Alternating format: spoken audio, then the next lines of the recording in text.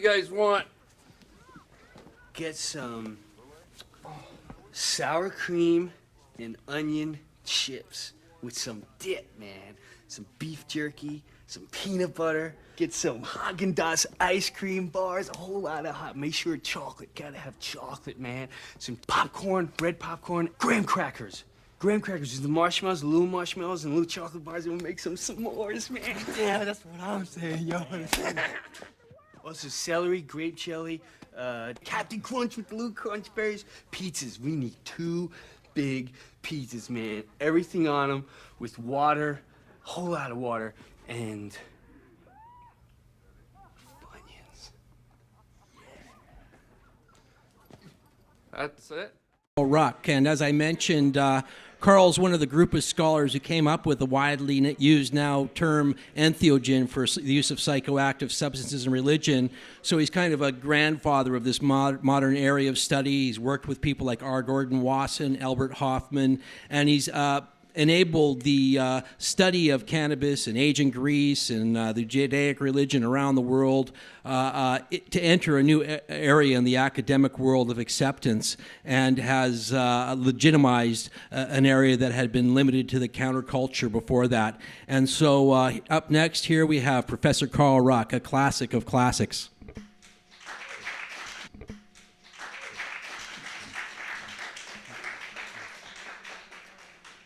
Thank you. I must say it's a daunting task to follow after all the wonderful speeches you've heard, presentations you've heard today. And I have endeavored to make my talk very short because I anticipate that, you'll want to ask questions, and I also hope that the other speakers want to join me perhaps in a panel discussion with you. So inevitably, some of the things I'm saying have been handled already by the previous speakers. But the task was to talk about cannabis. I'm going to expose the joke about a very famous scene from an ancient Greek comedy. It is the parody of Socrates, high above clouds of cannabis smoke, and it is going to implicate the great Spartan army in pot smoking as a ritual induction into their fearsome brotherhood of warriors.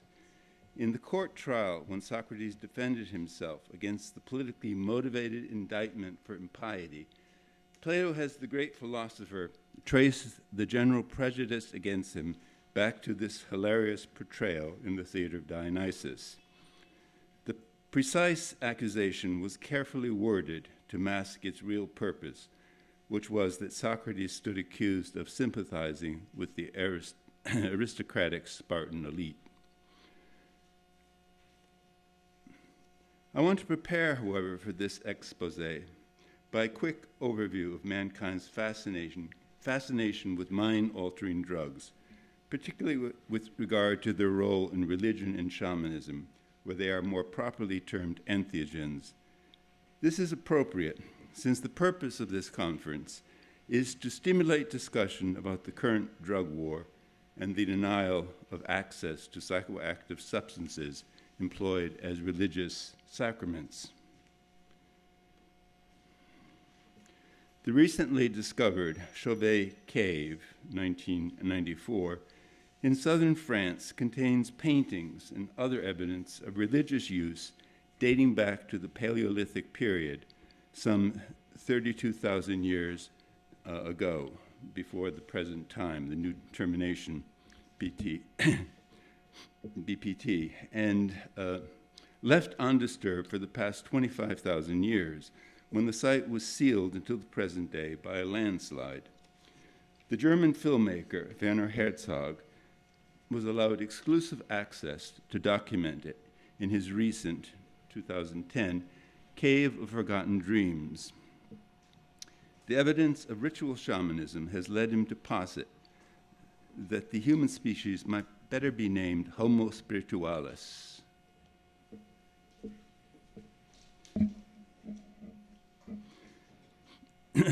Named Homo spiritualis rather than the simple toolmaker known as sapiens sapiens. That is to say, we perhaps have even misunderstood the very evolution of our own species. And so the beginning of our religious experience was what brought us to our present state as the species that dominates this planet. It was the sudden awakening of consciousness occasioned by psychoactive sacraments or entheogens that set mankind upon the path of evolutionary dominance over the other creatures of planet Earth. Entheogens were the very origin of religion. The caves served various scenarios as places of initiation and as the loci for the reciting of the most secret tales of the tribe's mythical origins. The paintings were both an evocation of the world outside and as permeable barriers affording access through to the different dimensions glimpsed in the shamanic trances, often empowered by the bestial familiars depicted. Common in the drawings are the theme of the vulva as the gateway to another dimension, and the theme of the psychostasis, or the balance scale for determining the worthiness of the soul for the journey into the other world. Most people know this as an Egyptian motif, but the Greek vase indicates that the Greeks had the same idea. The caves are the womb-like structures. The caves, as womb-like structures, were linked with upright stones outside, both natural and artificially modified, representing the intruding male member, either as phallic dolmens or anthropomorphized as standing menhirs. The menhirs are the ones that are made into people. Sometimes these stones are clearly identifiable as mushrooms, indicating the clear involvement of entheogens in the spiritual transport induced in the cave enclosures. The phallic pillars and the caves are two aspects of the same experience. Some sites even depict humans with the attributes of sacred spiritual plants. This rock face painting, Villar de Humo, on the lower right-hand side, you see dancing mushrooms, people, zoomorphized into mushrooms. The journey of the soul passed along the axis established by the volcano, either down to the netherworld or up to the fiery surround of the cosmos known as the Empyrean, via the alchemical forge of its burning caldera at its base. All fires leap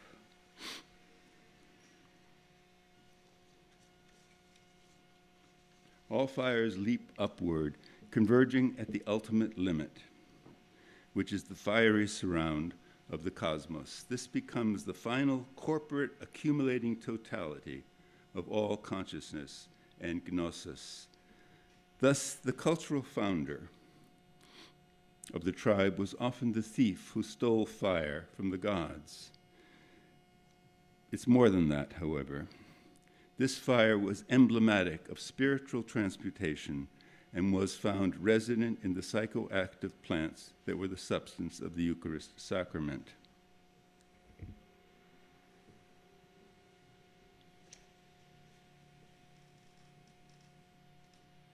We've lost it. Can you help me?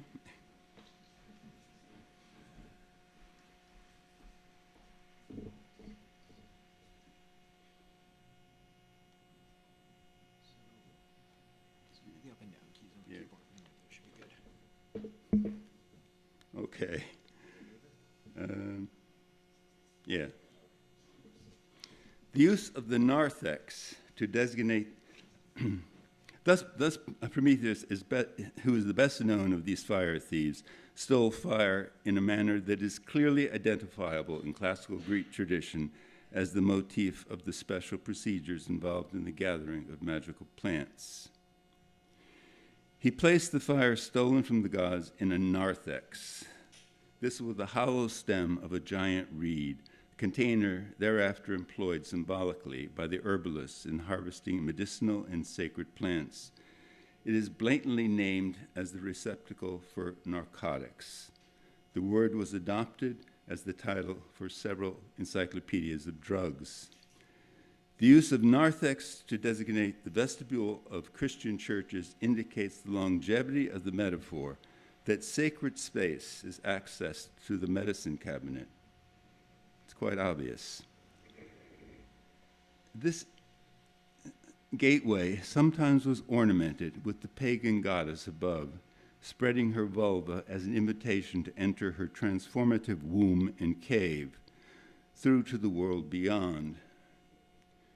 The Cathedral of San Vicente in Avila adds a clearly identifiable mushrooms between the two hemispheres of the lower part over the door.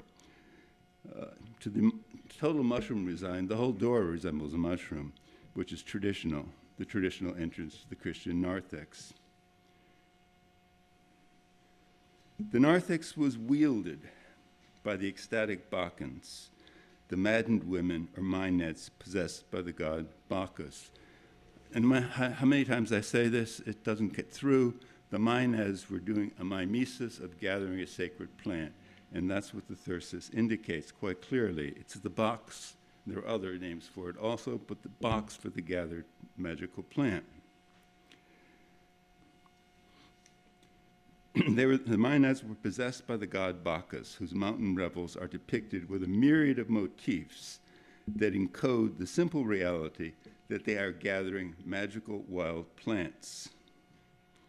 Thus, at the very center of ancient classical religion, there is clear proof of the use of psychoactive plants to access transcendent spiritual powers, including zoomorphism, divine orgasm, and heightened physical abilities, such as flight, like animals, or astral projection. The narthex was also called a thyrsus. Its symbolism as a drug box can be sensed in the use of the word as the ordinary culinary designation for the stipe, or trunk stem of a mushroom, with its cap, in the case of the Amanita muscaria, the part that is psychoactive, stuffed into its stem. The longevity of this metaphor, the cookbook is almost 1,000 years after classical Greek culture, and it's a common word for the stem of a mushroom.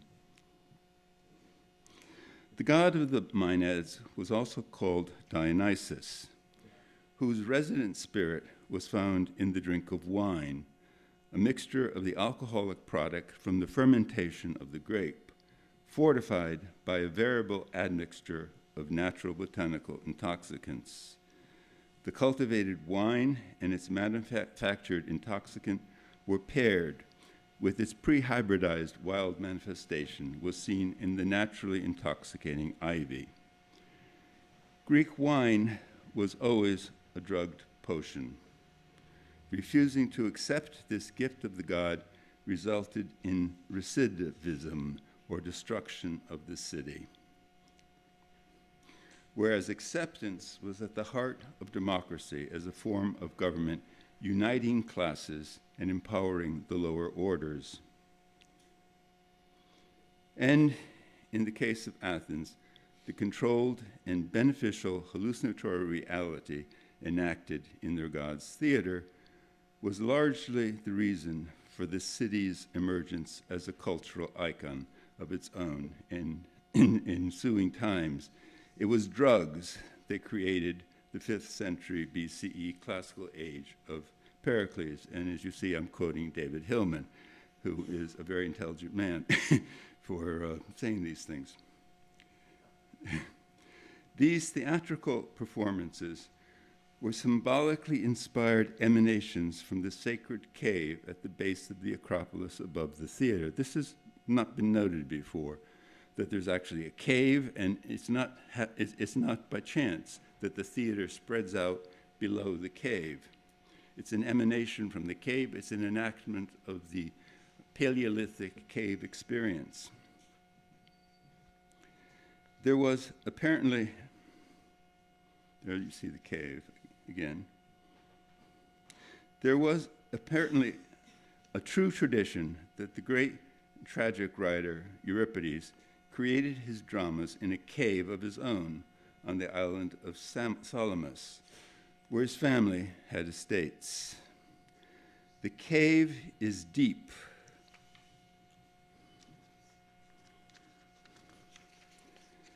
And damp, with several chambers in use since Neolithic times as a ritual sanctuary. It is a totally inappropriate environment for anything other than mystical rapture. He didn't have a study down there. He was having an entranced experience, probably induced by psychoactive substances. The cave experience was also ritualized as the great mystery religion enacted at the sanctuary of the mother goddess at the village of Eleusis, or Elefsina, outside Athens, where each year thousands of initiates accessed transcendence via a sacred potion containing a natural occurring form of LSD. And they journeyed in the spirit to the other world to ratify a covenant, linking them with deities as reciprocal friends and visitors from foreign realms. The cave at Elefsina. It was the overwhelming event of a lifetime, something experienced by most of the figures now idolized as the great minds of antiquity, both Greek and Roman. The cave experience of antiquity is best preserved in Plato's allegory of the cave. He didn't make this up. It's a tradition going back to the Paleolithic. The cave were the prisoners, forced to view only the shadows projected on the rock wall by an underground fire behind them, are induced to turn and face the flames and then ascend to the solar brilliance of the outside world. This is only an allegory. Its application is to realize that this ordinary world perceived outside is merely a foretaste of the true reality that lies in the empyrean beyond. The Platonic cave as magical space to access, the Platonic cave as magical enclosure to access and even rearrange the cosmos. What you do down here can change the cosmos. Lies at the basis of liturgical space in the sacred architecture of medieval and Renaissance Europe. You can trace the manipulation of the symbolism in the construction of cathedrals as part of this same tradition. The ancient peoples had a wide array of psychoactive substances from which to choose. Often mushrooms are only the easiest to identify because of their distinctive shape. On the right, you see St. Christopher carrying the Christ child as he turns into a mushroom. The role of cannabis which is our topic, the role of cannabis is best documented in the holy anointing chrism and sacred incense of Judaism, as prescribed in Exodus of the Old Testament. It contains a huge quantity of a so-called fragrant herb, a so-called fragrant cane designated as cannabosum. This has been correctly identified now for almost a century as the assimilation into Hebrew of the Scythian plant that in Greek is rendered as cannabis. The high priest, I love these fancified redrawings of the holy moment. The high priest each year on Yom Kippur, this is no longer done because the temple doesn't exist, but on Yom Kippur, he entered the confined enclosed space of the inner tabernacle of the temple in Jerusalem with a burning brazier of the aromatic incense. And there, Yahweh materialized to him amidst the smoke upon the altar of the Ark of the Covenant. As the personification of Israel, the high priest offered himself as bride to the deity, reaffirming the covenant. This is, of course, radical patriarchal revisionism of a worship of the goddess. Now the priest, a man, dresses as a woman and is going to impersonate the nation and marry Yahweh. The original Ark of the Covenant underwent considerable alteration since the time of Moses and the Israelites wandering in the desert. Once it had 2 angels atop it copulating. The Ark in the temple in Jerusalem was a pious forgery, and the angels had been separated by a decent interval. But to mask the embarrassment about the mere existence of a graven image, the Jewish Neoplatonist Philo significantly claimed there was so much smoke inside the tabernacle the priest couldn't see anything anyway, so who knows what they were copulating. There is no way that the concentrated fumigation with cannabis incense would not have been a psychoactive agent to access the materialized vision of the deity. Cannabis was probably always an ingredient in the incenses that fumigated sacred space in classical Greek and Roman sanctuaries. It was also commonly available as an additive to wine. Strangely, however, cannabis didn't make its first appearance in the classical pharmacopoeia until the 1st century Common Era in the Medical Encyclopedia of Dioscorides. And unlike entries for other psychoactive plants like mandrake, opium, and datura, it does not have a variety of magical other names suggestive of its involvement in myth and religion. It is simply also listed as skoinostraphon, or reed twine, for its common use in manufacturing ship cables, in asterion, or starry, for the pattern of its leaves. It should have some mythical involvement. Botanists, however, were not empirical scientists, but uncritical polymaths, and they merely copied from each other, perpetuating a variety of confused attributes. They weren't supposed to judge. They were passing on the tradition. Thus, cannabis has an evil smell, which is not true.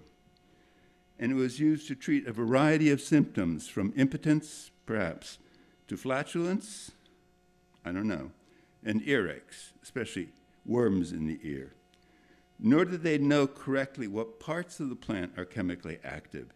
It is not until the 2nd century that a confused notice about the plant's intoxicating properties entered the medical writings. Since Herodotus announced its existence as a powerful drug like wine in the 5th century BCE, it is highly unlikely that cannabis played no role in Greek culture of the classical period or even before. As with cannabis today, however, there would have been numerous popular names for it beyond the Scythian designation. You can call it almost anything, and it comes out right. The principal religious ritual in ancient Greek was the making of smoke. Hence, one such name is probably the smoke plant, thimbra. Its etymology indicates it comes from the burning, producing smoke, which unfortunately is identified as a kind of savory or thyme, Saturia thumbra.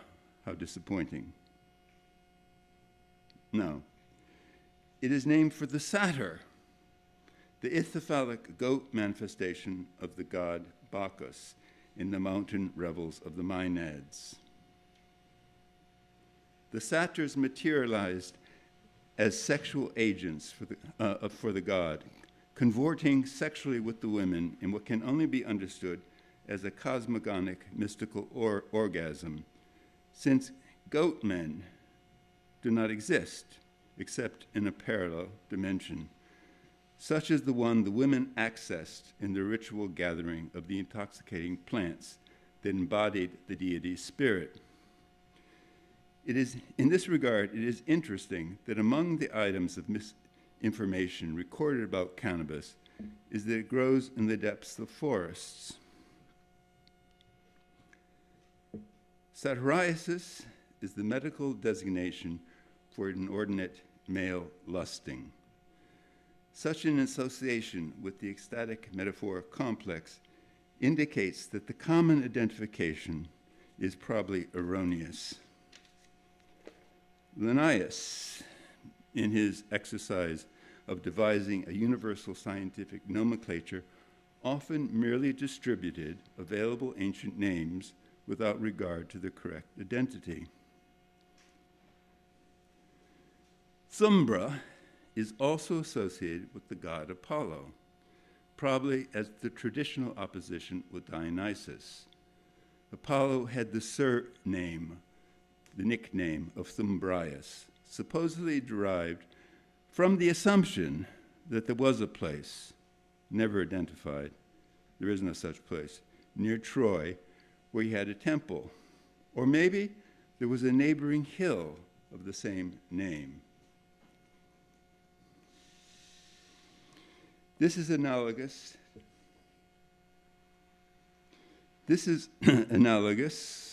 to the naming of Hempstead in Norfolk for its weedy crop. I have to say in Norfolk, because not all Hempsteads are derived from hemp.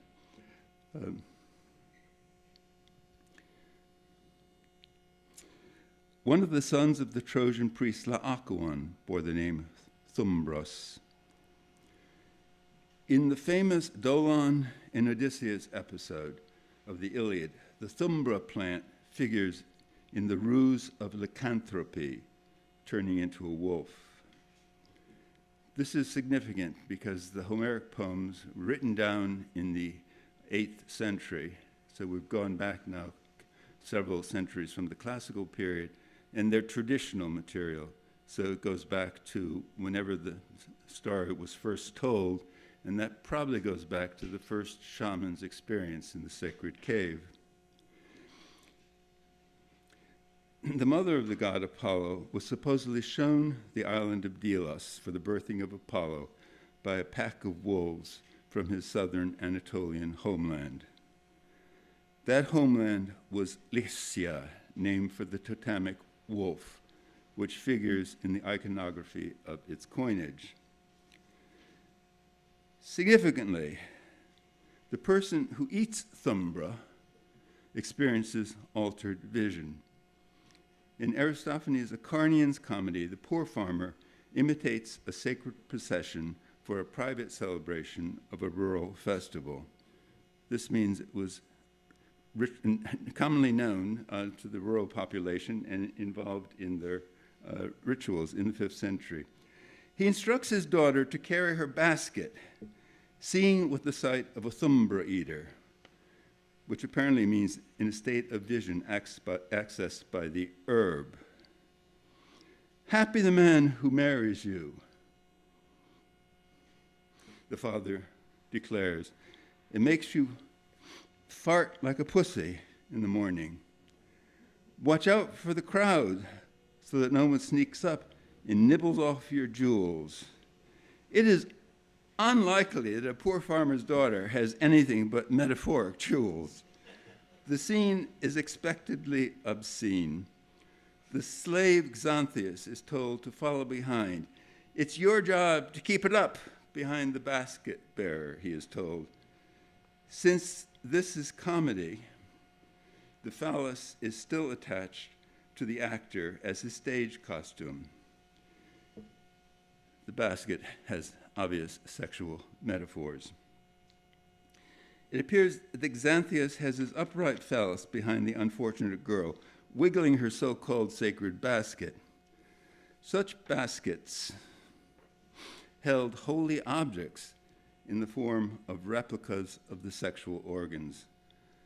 The whole import of the episode is the celebration of a Dionysian experience, which is to say, an ecstatic orgy.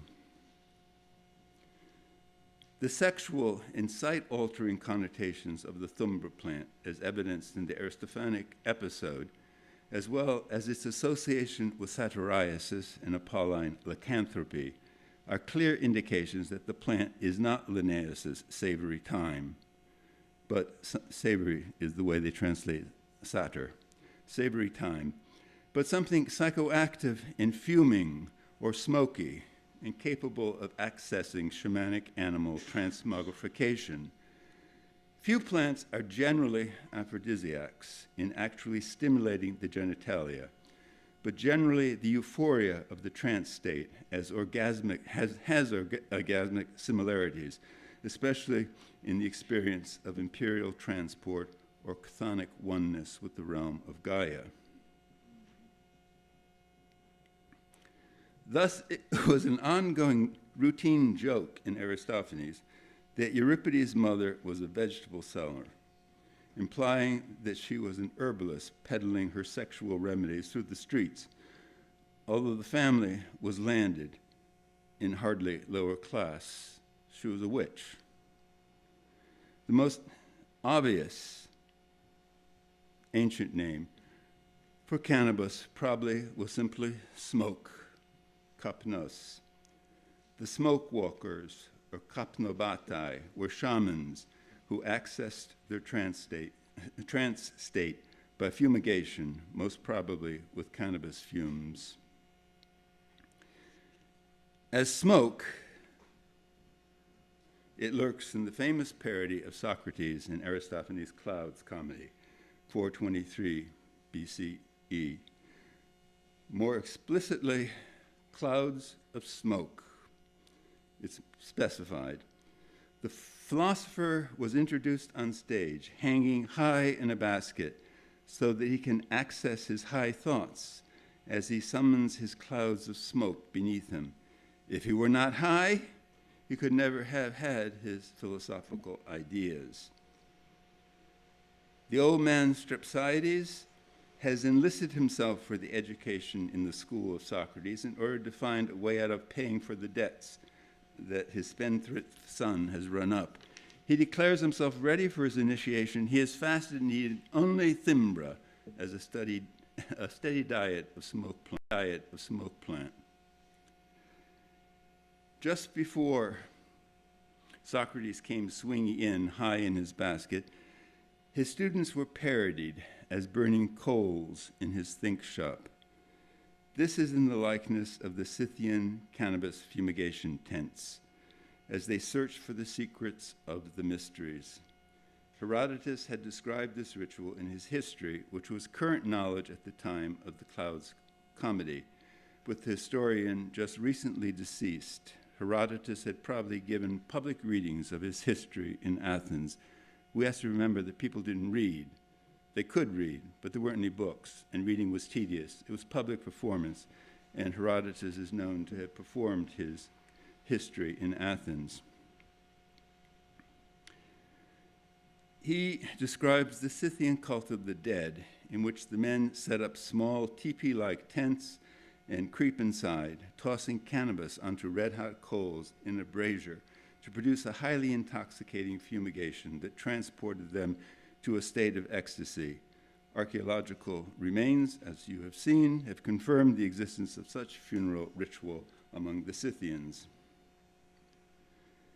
The description fits perfectly the parody of Socrates' think shop. Inside the frontisterion of so-called wise souls are students who claim that the universe is like a covered incense burner or so-called choker, and we men are like the burning coals, punning on the word for men, anthropoi, and coals, anthrakes. These students are further parodied as Spartan sympathizers, aping their teacher Socrates, who customarily went around unwashed and barefoot in the manner of the liminal period of indoctrination in which Spartan adolescent men were driven into the wilderness to fend for themselves, stealing their food like outlaws and living like wolves. In fact, when the old man first sees them, he blatantly thinks they are just the emaciated, starving Spartan elite soldiers who had just the year before been barricaded on the tiny island of Pylos and were now currently being held captive as hostages in Athens. Thus, Aristophanes parodies the high science of Socratic mathematics, measuring the leap of the body louse from Chaerephon, filthy, hippie, the disciple, to his master Socrates, in the newly minted metric louse foot. A distance has set a new Olympic record. The implication is obviously that all the students are infested with lice. The students are further parodied as delving into mysteries, the secrets of religious initiations, which involve psychoactive potions forbidden from profane use. Thus, as Socrates swings in overhead in his basket, they are all bent over with their asses to the cosmos, digging for medicinal roots. That's astronomy, explains the student, to which the old Strepsiades replies, because they're digging into the ground, if it's bulbs you're looking for, I've got a couple of big ones right here. Socrates summons in the chorus of clouds. They are the patrons of shamans, druggies, hippies, ecstatic dancers, song twisters, astrologer quacks. The old Strepsiades thought they were, well, just smoke. One of the earliest playwrights, in fact, had the nickname of Smokey, supposedly because his poetry was so dense, but more probably because he, like the others, got his inspiration from fumigation. Only 2 verses of a play, supposedly a tragedy, are preserved, in which he discusses the edibility of pig's feet, dense material. When the old man finally sees the clouds, because they can take whatever form they want, like hallucinations, there is one aspect of their appearance that puzzles him. They don't look like maidens, not at all, because they have noses. There is a plethora of metaphors for the penis in every language. The nose is how the obligatory phallus of their comic costume has been identified. With their noses embedded in their own fumes, they are constantly inhaling their ethereal psychoactive essence. Otherwise, they'd never get high. These are the only gods you need, proclaims Socrates, as the old man declares himself ready for the lesson, the Blessed Trinity. With his so-called soul hardened, he's going into the think shop of souls, wise souls. His so-called soul hardened and ironclad by the diet of the smoke plant thumbra, ready to plunge it into the mysteries of education. Yes, the soul is another of the metaphors. There's this here asshole. That's your chaos, explains the teacher, demonstrating on one of the actors. And then there's that their tongue that's babbling between the legs. That's your clouds for you. The audience would easily have recognized Socrates as a smoke walker, a kapnobates, or a smoke diviner, a kapnomantes, or a smoke seer, kapnoauges. The clouds ends with the old man turning the tables on Socrates. Hey you, what are you doing up on the roof? Shouts Socrates. I'm walking on air and contemplating the sun, replies the old man.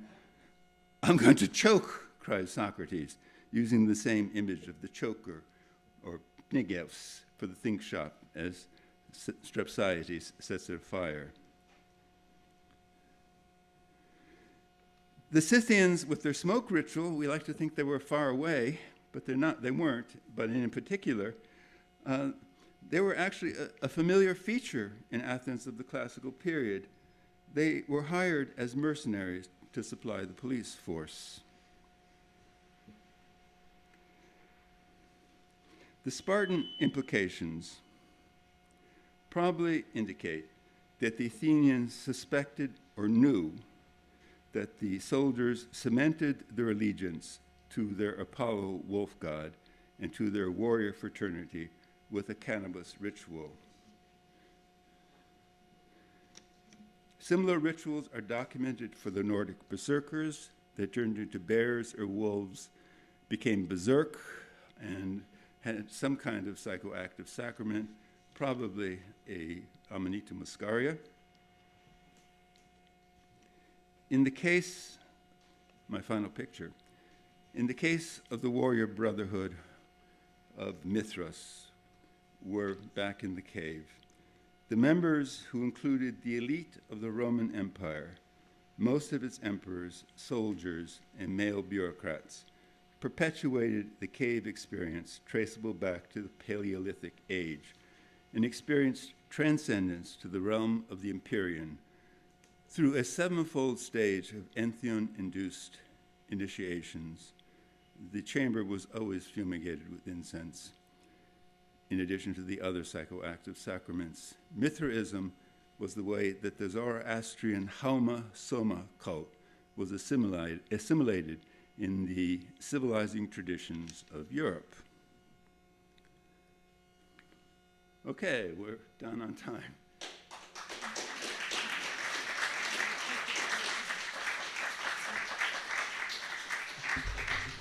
Just want to remind everybody, if they have questions, use the mic. I touched briefly on a number of things, one of which, of course, would take a long time to explain, but it summarizes material that I have presented in other works, and so I can talk about any of these things that you want. Where'd you get the picture of the Scythian policeman? I looked up Scythian policeman Athens, and there it was. I love Google. Yeah.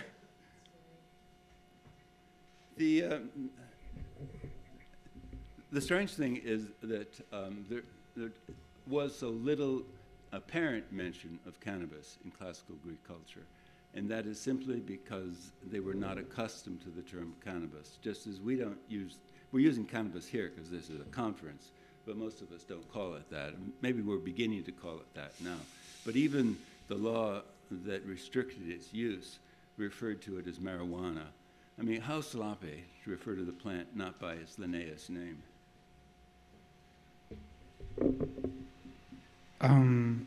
You were talking at the beginning about the word box, and you were talking about Ethics, yeah. along with talking about Bacchus. And I thought, is there an etymological... No. Bacchus is the name that we don't know the etymology of. It belongs to the pre-Greek language, but it apparently, in the pre-Greek language, means a sprig of a plant. Right. So he represents the wild nature of the god, whereas Dionysus has an Indo-European etymology, and it's the way he becomes assimilated. The two exist at the same time, but Dionysus is the civilized manifestation, and Bacchus is the wild one. It got me thinking, so I Googled the etymology of the word box, and it does say a shrub there, so maybe there's a way back. That's because there is a shrub called boxwood. It may not have anything to do with Fair enough. it. Okay. I'd just like to I mean, invite... I'd love it if it were, but I think it's the boxwood shrub. Probably right. I just want to invite everybody here to come check out the Herb Museum for free. Just mention that you're a part of the Cannabis Roots conference, and we'll give you free access to the museum too.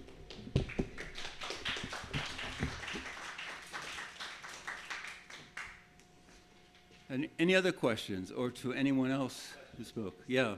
Oh, okay. Use the mic, so come on up, and I'll just ask my question first since I'm here. Okay. So what kind of reaction have you received about your research into drugs and religion, the cannabisum, academically, and in the wider world? Yeah, good question. I've outlived my enemies, and the tide is changing. The very same thing that I was not supposed to mention, I was solicited by my chairman to propose a course. I said, well, we'll call it something else. And he said, no, call it Entheogens and Human Consciousness. And so it went before the committee, which quibbles about everything, whether it was going to be accepted as a university course. And it was accepted. And so now they want me to teach that. And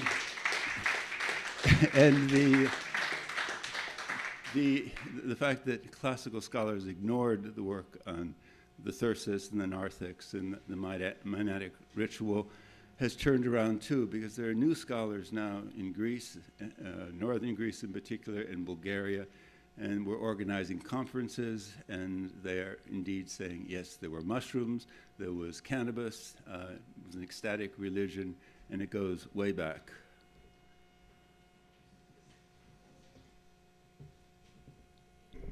Thanks. Have you ever had an opportunity to find a society that would, with the exception of alcohol, pick one particular entheogen and label it as forbidden or taboo while allowing others? Or is it universally accepted that most entheogens would be used, whether it be controlled by the shaman or restricted from general access, but they wouldn't clearly label one as forbidden and not usable, or belittle it or prohibit it? Very good question, and there is an extraordinary example that was the case. In the instance of the Eleusinian mystery, there was a special sacred drug which was so superior to other things available that people risked their life. It was against the law. You lost your life if you were caught doing this. It was against the law to use it in a profane circumstance. So it must have been a superior intoxicant of some kind. As you know, we think it was ergot, LSD. And so, yes, you couldn't use that. And probably there are other instances also where it was inappropriate. We know that it was also, some of them were associated with proper behavior for certain ages. And so henbane is psychoactive.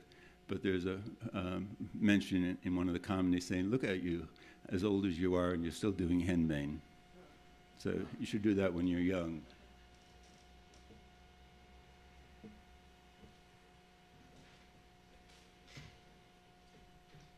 So there's this thing called the Oracle of Trophonius.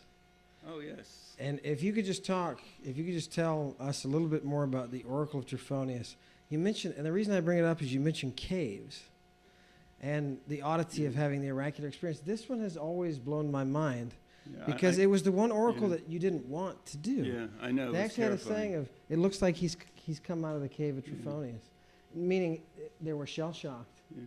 They wandered around for days, depressed and crying. Yeah, all of this from this oracle. Tell them about the cave of Okay, Trophonius. you haven't. I shared with you the work in progress, but not the part added just recently, which is about the cave of Trophonius. And this was a earth oracle on the road to Delphi. The person who consulted the oracle had to live in the woods for a period, wash in the cold water of the stream, and then go to a chasm above the town on your way to Delphi today, and sit on a rock and dangle his feet in, and then into the chasm, and then apparently he was pulled down, and he had an experience so terrifying that he was disoriented for a long period, sometimes found wandering miles away before he came back again. With regard to the intensity of these trance states, with the Maenads, it's only on occasion that we get anecdotes that let us know what was going on. And I want to emphasize that we don't know what the Maenads were doing, except that satyrs don't exist, okay? So they were having some kind of experience that involved creatures from another realm. But on one occasion, they were caught in a snowstorm. It was only women, and they had to send men up to bring them down from the mountain. They were just clothed as you saw them in the vase paintings, in a goat skin or a fawn skin. And on another occasion, they came down from the mountain and were so disoriented that they wandered into Amphissa, which is a neighboring town, unaware of the fact that the town was at war and the place was a garrison for soldiers. And the people of the town, the women of the town, formed a protective circle around them because they were afraid the soldiers would rape them. And then the women passed out until the morning. This does not mean that they took drugs on the mountain. These are proper women who are in 5th century society, especially in Athens, were denied a role of equality with men. And yet they did this, and it may be simply that getting together again with the women and performing the rituals was enough to access this intense experience. But it was intense, and it was not involved with the drinking of wine, because we don't ever see them carting up wine to the mountain. It would be inconvenient. Why would you want to do that anyway? If they got high on anything, it was high in some plant they picked on the mountain. But it may be just symbolically that they are picking the plant, because there are many metaphors for the plant. So if you try to apply the lens of reality of what's going, you might as well be honest about it. These are metaphors. They supposedly pulled bulls to pieces with their bare hands. Now, women cannot do that, nor can men. Bulls don't like that happening. That's the most extreme. They held fire in their hands. Well, in the trance state, you can access paranormal abilities, but then the fire could be the fire of the plant, as I showed you with Prometheus fondling his genitals. Those are the most extreme things that couldn't possibly happen. They gave nurse to wild animals. They'd have to catch them. Where did they get them? Sometimes it was wolves. Even a baby wolf is apt to bite the nipple. And where did they get them? Okay, so it can't be that. They went and caught rabbits with their bare hands. No traps or anything like that. How did they learn to do that sort of thing? The bunny is the equivalent of the pussy, and we see them displaying their bunny catch to the god. That doesn't mean to say that they were having sex, because these are proper women. They're not having real sex. They were having metaphysical sex, which is more orgasmic. And especially for women who were denied an awareness, ordinarily, of their sexuality, who were married at puberty to a man 20 years perhaps older than she was, it was inappropriate for them even to know about an orgasm. And yet, the thing that's amazing about classical mythology and culture, you always balance one thing with the other. All right, so they're completely repressed, but on the other hand, we have to let them do this. And if you don't let them do that, you have the outcome of saying no to drugs. Not that saying yes to drugs is a solution once you've said no to drugs, because you've made the enemy so much stronger. But that answer is wrong. You end up like Thebes, being destroyed.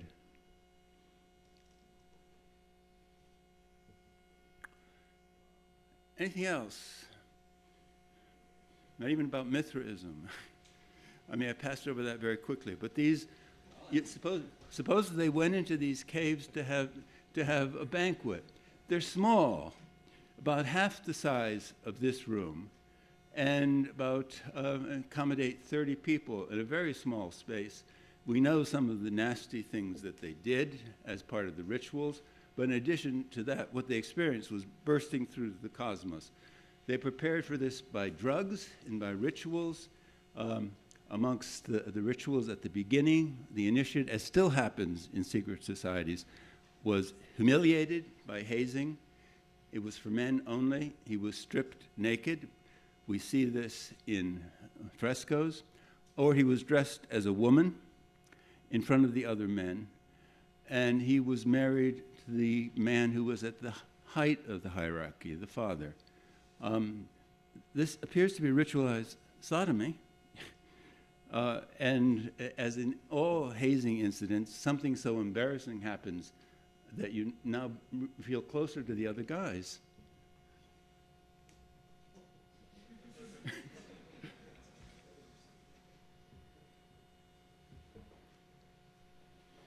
If I may just add one other thing, I mean, we do try to legislate an awful lot, and I don't think hazing rituals that have now been uncovered in colleges and so forth are correct. And we know that it gets into the news, and we have to have an investigation, and the college is going to have to forbid that they do things like that. Well, I don't think it's right to do it, but maybe it's wrong to say you can't do it. this is often a bit of a side tangent, but in your studies, have you come across any evidence of what we know of or call now the Freemasons using ethnogenic drugs in their ceremonies? Freemasonry is a continuation of Mithraism, and it uses much of the same metaphoric structure. And the business of being stripped naked is now symbolically done with the initiate having significant tears in his clothing, exposing just in particular areas of the body underneath. But it's a pacified version of being stripped naked. And it's interpreted in a highly metaphoric way. And so the initiates learn how to construct. Originally, they were supposed to reconstruct the temple in Jerusalem, and that's why they're Masons. And there were actual Masons, a guild of Masons who built things, but those are called operative Masons, and the society is a society of symbolic Masons. They're building the temple of their soul. And we all know relatives who are Freemasons, and it's a fine, beneficent organization. But we also have informants that tell us that there is an elite within the elite group who knows things that the others don't know. And in that elite group, there's a psychoactive sacrament. Would that be mentioned by Magnus Incognito anywhere in his works? I don't know.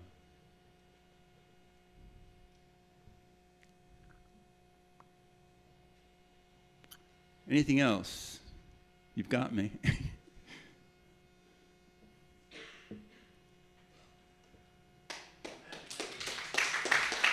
Thank you very much, Carl.